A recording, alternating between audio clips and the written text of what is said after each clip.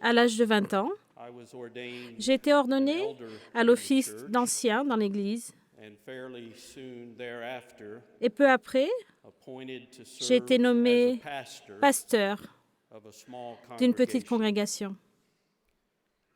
Un samedi soir, alors que j'étais en train de préparer un sermon et que je me débattais avec ce que je pourrais dire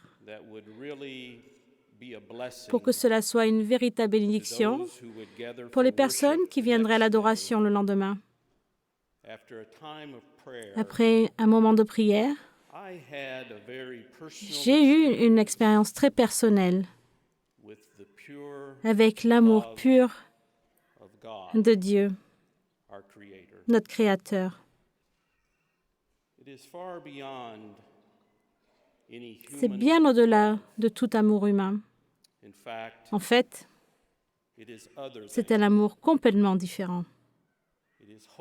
C'est un amour saint. C'est un amour qui étreint tout le royaume de la création. Et pourtant, c'est un amour personnel pour chaque personne. Lorsque j'ai ressenti l'amour pur de Dieu, il m'a été dit que dans mon sermon, je dise tout simplement ceci. Dis à mon peuple à quel point je l'aime. C'est probablement le sermon le plus court que j'avais jamais prêché de ma vie entière. Parce que c'est exactement ce que j'ai fait.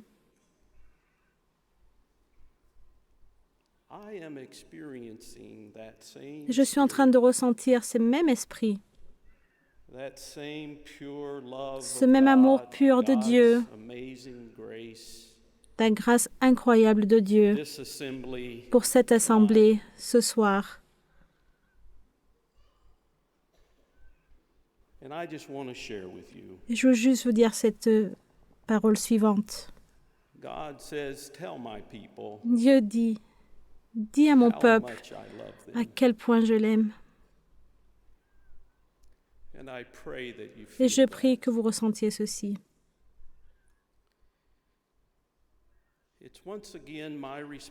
Une fois de plus, il est de ma responsabilité d'offrir des paroles de conseil à l'Église.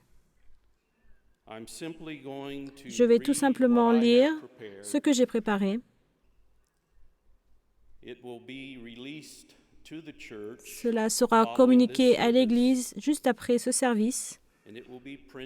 Et ces paroles seront imprimées dans votre bulletin de la conférence demain et dans le numéro de mois de mai du Héros. Voici la préface. Il y a encore peu de temps, je ne pensais pas que des paroles de conseil seraient offertes avant ou pendant la conférence mondiale de 2013. Cependant, au cours de ces derniers mois, tandis que je priais pour l'Église et pour le monde que nous servons, j'étais surpris par l'Esprit, m'enjoignant encore et encore à offrir des paroles de conseil. Certains thèmes contenus dans ce conseil ont déjà été présentés. Évidemment, il est important de souligner et clarifier d'autant plus certains principes pour faire avancer la réponse que Dieu désire. D'autres parties du conseil, tout en étant clairement liées à des instructions préalables,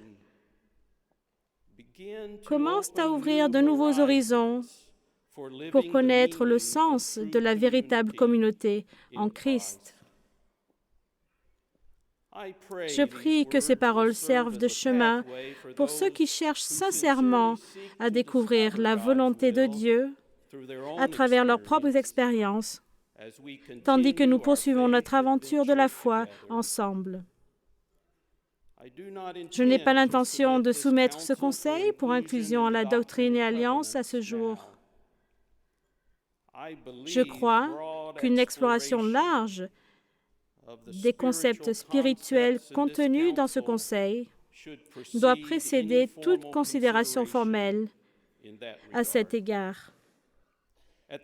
En même temps, ce conseil est offert en tant qu'expression de mon appel de prophète président de l'Église en réponse à la révélation pleine de grâce de Dieu du chemin vers l'avant pour notre mouvement de foi. Et voici les paroles de conseil. Communauté du Christ, une vision divine vous est présentée.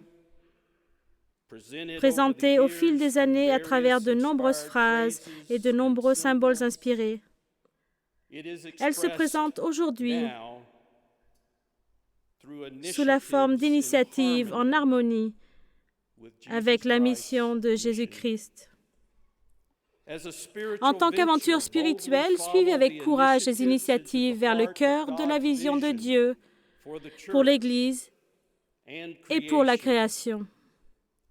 Puis, en réponse à une compréhension croissante de la nature et de la volonté de Dieu, continuez à façonner des communautés qui vivent l'amour et la mission du Christ. Dans l'amour, invitez vos prochains à connaître la bonne nouvelle de la vie nouvelle dans la communauté avec le Christ. Les opportunités abondent dans votre quotidien si vous choisissez de les voir.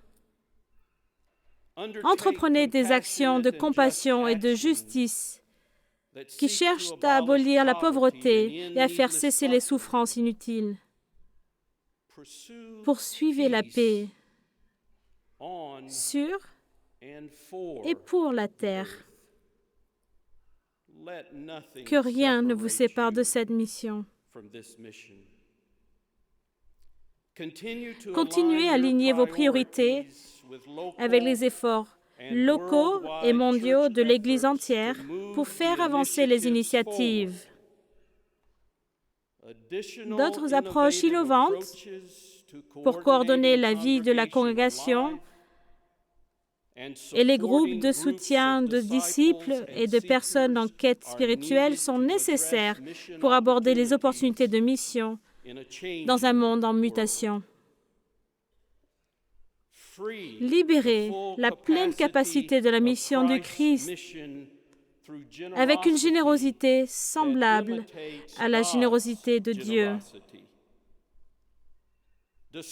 Découvrez la joie profonde et un sens à la vie en encourageant les desseins divins sur terre.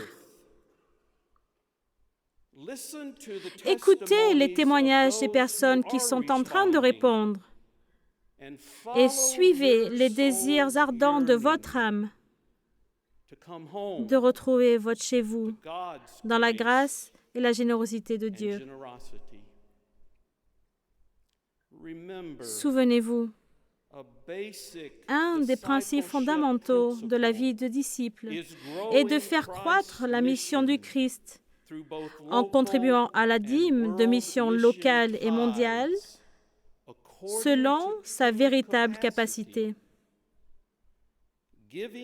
Contribuer à d'autres organisations importantes, même si cela représente une partie importante de la réponse généreuse du disciple, vient après la dîme de mission locale et mondiale et ne doit pas la diminuer ni la remplacer. Si une loi est nécessaire pour concentrer et équilibrer votre réponse, alors que ces principes de la dîme remplissent ce rôle. La dîme est une pratique spirituelle qui démontre la volonté d'offrir régulièrement toutes les dimensions de la vie d'une personne à Dieu. Lorsqu'elle est définie par la foi, l'amour et la planification pleine d'espoir, y compris la volonté de résorber les dettes, la capacité à répondre devient bien plus grande. que ce que l'on pouvait s'imaginer au départ. Les paroles suivantes sont la préface de la section finale du Conseil. Suite à l'approbation de Doctrine et Alliance 164, j'ai continué à explorer dans la prière certains de ces principes. Mon attention s'est particulièrement concentrée sur le paragraphe 5, où apparaissent les paroles suivantes. Approuvées par la Conférence mondiale et comme l'autorité pour notre vie en commun. Il est impératif de comprendre que lorsque vous êtes véritablement baptisé en Christ, vous faites partie d'une création nouvelle. En assumant la vie et l'esprit du Christ, vous vous voyez, vous et les autres, sous une perspective différente. Les vieilles habitudes qui catégorisent les gens selon leur statut économique, leur classe sociale, leur sexe, leur genre ou leur ethnicité n'ont plus d'importance. À travers l'Évangile du Christ, une communauté nouvelle de tolérance, de réconciliation, d'unité dans la diversité et d'amour naît tel un signe visible du royaume à venir de Dieu. Comme cela est expliqué dans la préface de la section 164, l'étude de Galates 3, 27-29 a été le fondement de ce conseil. Suite à l'approbation de la section 164, j'ai persisté et continué à sonder Dieu sur le sens et les implications du paragraphe 5 et de Galates chapitre 3, versets 27 à 29. J'ai cherché à développer ma compréhension de la condition spirituelle qui nous permettrait de nous voir nous-mêmes et nos prochains d'une perspective différente soulignée dans la section 164, paragraphe 5. Mon voyage s'est poursuivi, tandis que j'étais encouragé à étudier le livre de Jean, chapitre 17. Jean, chapitre 17, nous livre la prière de Jésus pour ses disciples alors qu'il est proche de la mort sur la croix. Pendant mes réflexions sur ce texte, l'Esprit m'a enjoint d'inviter l'Église à aller plus en profondeur dans sa compréhension de l'unicité avec et parmi ses disciples, ceux pour qui Jésus priait. Entreapercevant l'avenir possible, j'ai été émerveillé des bénédictions dont pourrait jouir l'Église suite à notre réponse. Et deux questions se sont posées à moi. Sommes-nous prêts à continuer de devenir une telle communauté pour le Christ et pour la cause de Sion? Et que cela prendra-t-il pour que nous soyons véritablement une communauté d'unicité, de mutualité et de révélation de l'amour divin à travers le Christ? Les paroles suivantes ont émergé comme la voix de l'Esprit à l'Église en réponse à cette expérience et à ces questions.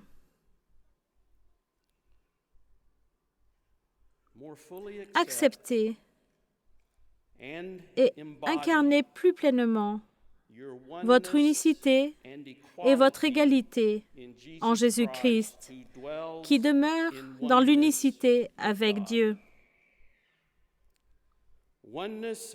L'unicité et l'égalité en Christ sont accomplies à travers les eaux du baptême, confirmées par le Saint-Esprit et soutenues par le sacrement de la Sainte Seine.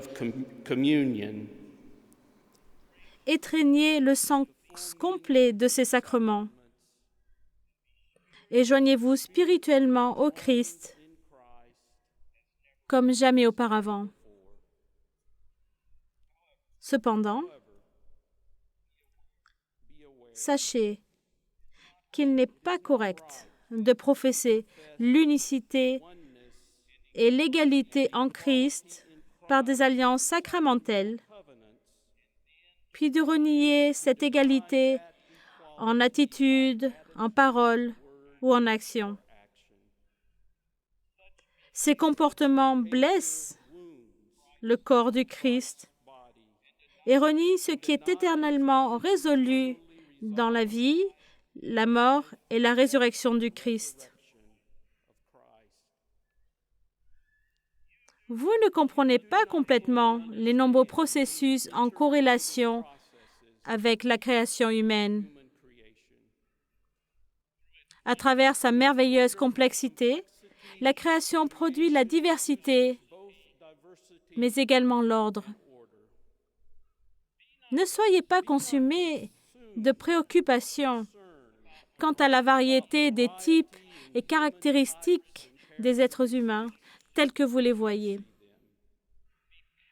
Préoccupez-vous avec passion de la manière dont Dieu révèle la nature humaine à travers des communautés sacrées d'amour, d'unicité et d'égalité qui incarnent la révélation de Dieu en Jésus-Christ.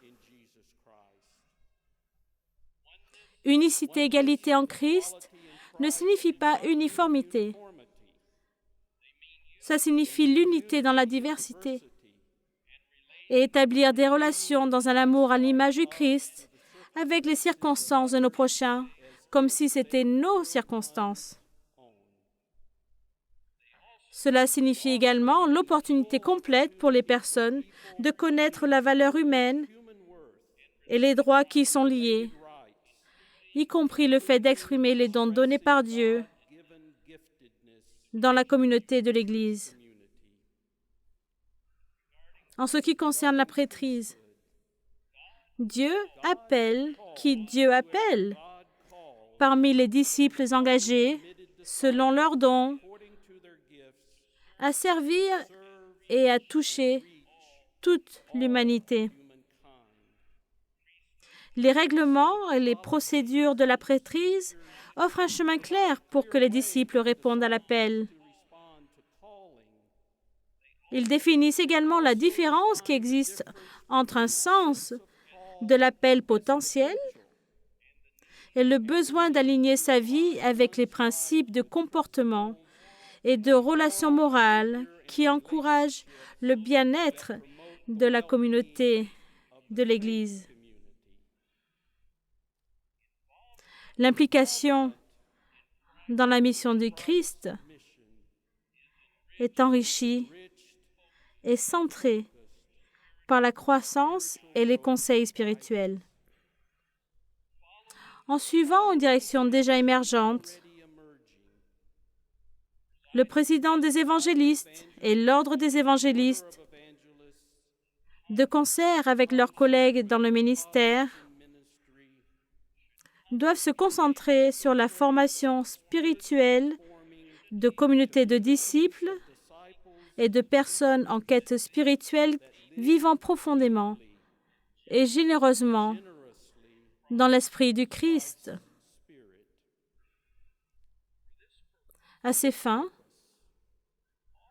offrez le sacrement de la bénédiction évangéliste non seulement aux personnes et aux congrégations, mais aux familles, aux foyers et aux groupes de personnes cherchant une direction spirituelle pour se donner plus pleinement à la mission du Christ. Le président des évangélistes offrira des instructions de mise en œuvre au moment approprié. Rien dans cette instruction ne doit être interprété comme un amoindrissement de l'importance du sacrement de la bénédiction évangéliste pour les personnes.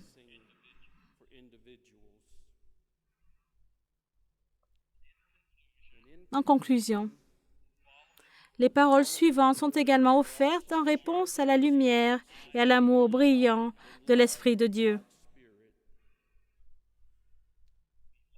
Bien-aimée communauté du Christ,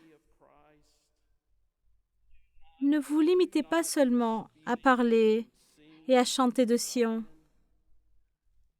Vivez et aimez et partagez comme Sion, où tous s'efforcent de faire un en Christ, où il n'y a ni pauvre ni opprimé.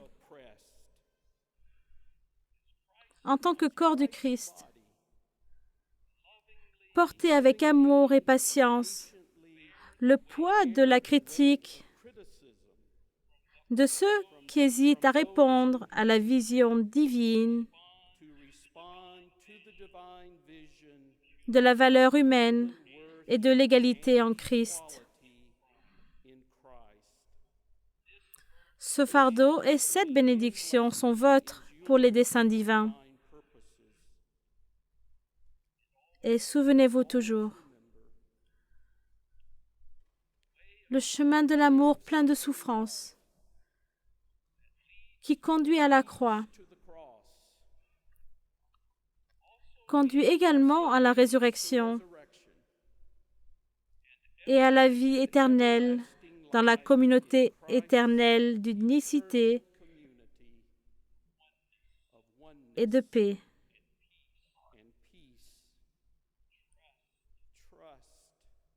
Fiez-vous à cette promesse. Amen.